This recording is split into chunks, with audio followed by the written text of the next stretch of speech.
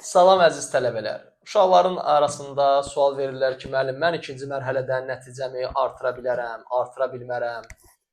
Bu necə olur? Ola bilirmi ki, ikinci mərhələdə artırmaq olur? Və bəzi uşaqlar ümumiyyətlə motivasiyadan düşür ki, mümkün deyil bu. Nə danışırsınız müəllim? Birinci mərhələdə nə yazmısansa, ikinci mərhələdə qısa müddət var. Burada qısa müddətdə nəticə artmır və s. və ilə axır. Birinci mən deyim ki, məndə keçən illəri baxmayaraq ki, ikinci imtahan çətin olmuşdu.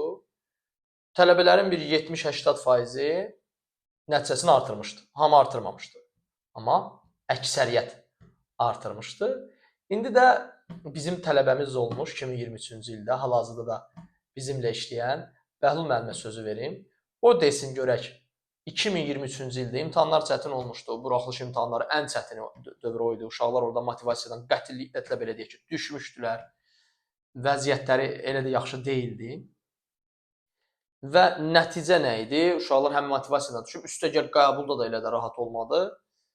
Buna baxmayaraq bizdə Bəhlul müəllimimiz nəticəni artırıb. Bəhlul müəllim bizdə informatika müəllimidir hal-hazırda və məsləhətdir ki, onu da dərslərinə qoşulasınız, amma canlı. İndi onlayn şəkildə baxarıq Bəhlul müəllim istəyir yoxsa yox. Və indi Bəhlul müəllim, buyur. De görüm nəticən necə dəyişdi. İlk olaraq hamını salamlayıram.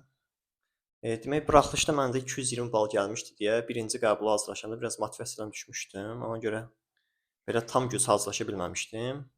Demək, birinci şans imtahanında məndə fizika az gəlmişdi. Birinci şansa baxsınız 2023-cü ildə fizika çətin idi də. Fizikada nəticəm az gəlmişdi. Riyaziyyat isə asan idi. Riyaziyyat da yaxşı idi məndə. Riyaziyyat 29 düz gəlmişdi. İnformatika isə informatika saatı olmasına baxmayaraq həm 1 saata çatdıra bilməmişdim, biraz yavaş işləmişdim, həm də diqqət səhvləri eləmişdim deyə informatika nəticəmdə birincidə ürəkaçan olmamışdı. Sonra ikinci şansa izah hazırlaşanda, ikinci şansda bəxtimi gətirməyin səbəbi nə oldu? İkinci şansda riyaziyyat çətin, fizika asan düşdü. Mənimsə riyaziyyatım yaxşı idi deyə ikincidə riyaziyyatı yenə sabit saxladım. Yəni 28 düz, 1 düz aşağı saldım. Yəni 29 idi, 28 oldu. Riyaziyyat yaxşı qaldı. Fizika isə asan düşmüşdü birinciyə baxanda. Fizikanı isə artırdım, 25 düz yazdım. İnformatikanı isə diqqət səhvi falan eləmədim. 30-dan 28 yazdım.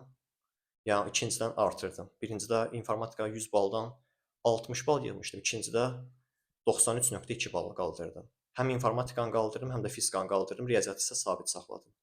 Ona görə də ikincidə nəticəmi neçə bal? 70 bal artırdım təxmini. Yəni uşaqlar, ikincidə deyirsiniz nəticəni artırmaq olarmı yoxsa yox? Bu həm imtahandan asılıdır. Məsələn, birinci şansı indi 2026-cı ildə gördük ki, riyaziyyat çətin oldu. Fizika asan idi. Yəni bütün test topsun sualları idi, düzdür? Ona görə fizikanı hamı yaxşı yazıb, yəni çox əksəriyyət, riyaziyyat isə zəif. İnformatikanın da əslində uşaqlar çətin sual deyil də. İnformatikada sadəcə mexanika hamı səhv eləyir ya da ki, vaxt çatdırma olmur. Riyaziyyatı yazsız, fizikanı yazsaq informatikaya vaxt çatmır. Ona görə də informatika nəticəsi aşağı gəlir.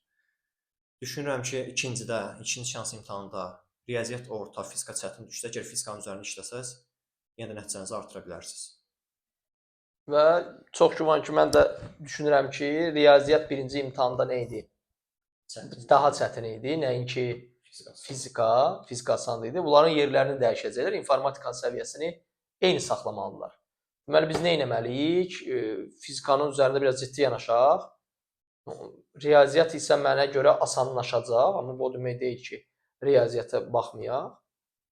Hər iki belə deyək ki, informatika eyni səviyyədə qalacaq, eyni səviyyədə hazırlaşırıq. Amma riyaziyyatla fizikanı biraz gücləndirilmiş hazırlaşırıq. Niyə? Deyərsə, əgər informatikadan biz çatdırmamışam, daha zəif yazmışam. Bu riyaziyyatla fizikanı tez yaza bilsəz, informatikaya vaxt saxlasaz, mən biləni hamısı yazılacaq. İndi yəqin ki, Bəhlul müəllim də öz fikirlərini desin. Mən İsrafildən soruşmuşdum, İsrafilin elə təcrübəsini bölüşüm. İsrafil deyir ki, 1 saata həm riyaziyyat, həm də fizikanı yazıb qurtarmışdım. Ona görə informatikanı tam diqqət ayırıb 40 dəqiqədə onu yazıb qurtarıb. Yəni informatikaya tam vaxt ayırsaz, tam diqqətli olsaz, yəni informatikanı da maksimal yazmaq olar. İndi ola bilər ki, diqqət səhv eləyəsiniz. Diqqət səhvi hamıda ola bilərdi. Yəni sualı ya sürətli yazmağa çalışın, bir dəfə üzərindən keçsin. Daha sonra qayıdın, kodlaşdırma zamanı ikinci dəfə üzərindən yoxlaya eləyin. Mütləq ki, yazanda əmin olun ki, mütləq ki, səhv eləmə ehtimalınız var da. Yəni qaydın həmin həllin üzərindən yox, yenidən həll etməyə çalışın. Çünki həmin həllin üzərindən gedəndə yenə də eyni səhvin üzərindən keçirsiniz, görmürsünüz. Ona görə diqqət səhvi qaçılmaz olur informatikada. Bir də nəyə vurğulayım? Aplikasiya. Birinci şansı indi uşaqların nəticələri çıxıb, aplikasiya verər, yoxsa ikincidə artıracaq. Hər ehtimalla aplikasiya verib nəticənizi qaldırın da. Ola bilər ikincidə artırmaya bilərsiniz. İndi hər şey ola bilərdi, amma birincidə əgər balınız kəsilibsə, apellyasiya verib artırın. Çünki birinci şansda məndə isbat sualıma 0 bal verilmişdi. Apellyasiyadan sonra 9 bal artdı. Yəni o ikincidə nəticəni artırmışam, amma hər ehtimal oldu. Yəni riyaziyyatdan isbat sualıma niyə 0 bal verirsən ki? 0 baldan 9 bala tam artırıldı. Deməli uşaqlar, bəli, o açıq suallarda ola bilər ki, suallarınızda düzgün yoxlama aparılmır. Bizdə də bu dəfələrlə olub ki, uşaqlarımıza 0 verilib. Keçən il Dənizə də informatikadan 0 vermişdi. Hə, informatika o da tam düz yazmışdı. Hə, tam düz yazmışdı, 0 verilmişdi və apellyasiyada biz onu tam 9 bala qaldıra, 9 yox, 6 bala.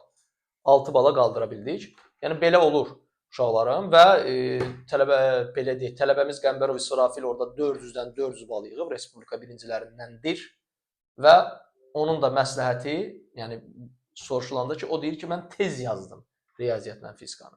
Yəni buna görə də onların üzərində çox işləyin ki, həm sürətinizi artırın, həm yaxşı işləyin. Hər birinizə məncə uğurlar, Əhlul müəllim. Mən də hər birini uğurlar arzulayıram. İnşallah ikinci şansda nəticənizi artırarsınız. Çalışın 10 gün, 15 gün biraz çalışsaz, sonra isə imtahanı verəndən sonra tam beşarçılıq olacaq. Yəni nəticələrini gözləməyi gözləyəcəksiniz. Bu qədər. Əssalam. Uğurlar sizə uşaqlara. Sağ olun.